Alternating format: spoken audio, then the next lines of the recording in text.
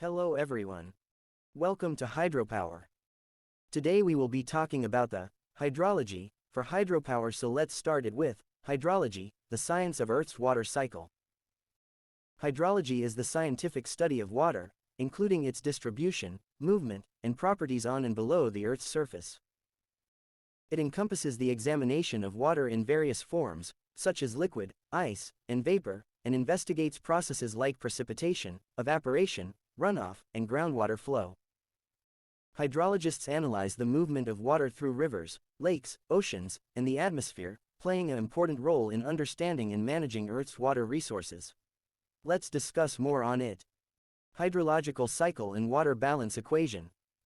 The hydrological cycle, also known as the water cycle, is the continuous movement and exchange of water between the Earth's surface, the atmosphere, and the subsurface.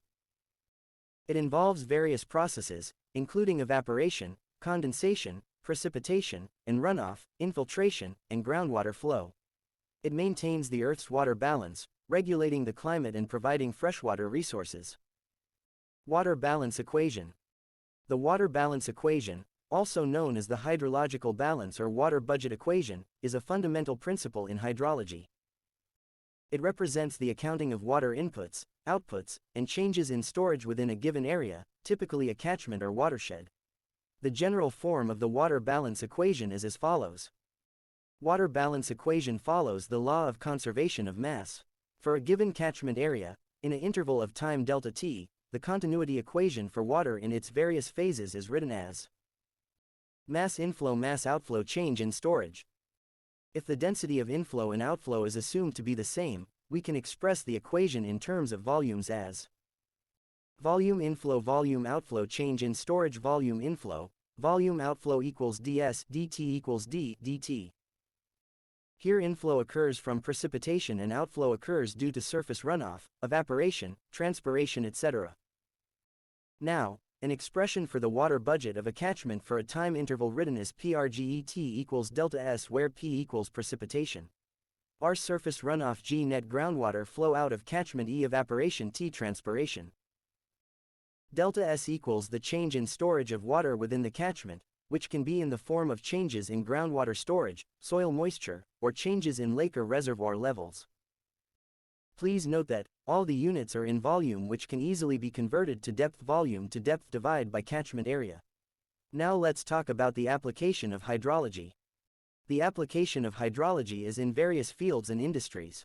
Some of the key applications include water resource management, assessing and managing water resources for purposes such as municipal water supply, irrigation, industrial use, and hydropower generation. Flood risk assessment and mitigation, predicting and mitigating flood risks through the design of flood control measures like dams, levees, and floodplain zoning. Urban drainage and storm water management, designing efficient storm water drainage systems in urban areas to prevent flooding and manage runoff. Erosion control, preventing soil erosion caused by water to maintain landscape stability and protect infrastructure. Water quality management, monitoring and managing water quality to ensure safe and clean water for various uses. Environmental impact assessment, assessing the potential impacts of engineering projects on the environment, particularly concerning alterations to natural hydrological processes, sustainable water use. Analyzing water availability and demand to promote sustainable water use practices and avoid overexploitation of water resources. Disaster management, providing data and predictions for disaster preparedness and response, especially for events like hurricanes, typhoons, and heavy rainfall that can lead to flooding. Climate change adaptation, adapting infrastructure and policies to address hydrological challenges posed by climate change, including altered precipitation patterns and more frequent extreme weather events. Ecological restoration, using of hydrology to restore natural water flows and ecosystems in degraded areas. Uses and importance of hydrology. Hydrology holds significant importance for several reasons. Water resource management enables the assessment and sustainable management of water resources for various purposes. Hydropower generation assesses river flow and reservoir levels to optimize the generation of clean energy. Infrastructure design plays a crucial role in designing hydraulic structures, drainage systems, and other infrastructure. Urban planning. Vital for designing storm water management systems and ensuring sustainable water use in urban areas. Environmental conservation. Contributes to the protection and restoration of ecosystems by considering the impact of human activities on natural water flows. Hydrology for sustainable agriculture and climate change adaptation. 1. Sustainable agriculture. Helps determine irrigation requirements and manage water resources efficiently for crop cultivation. 2. Climate change adaptation.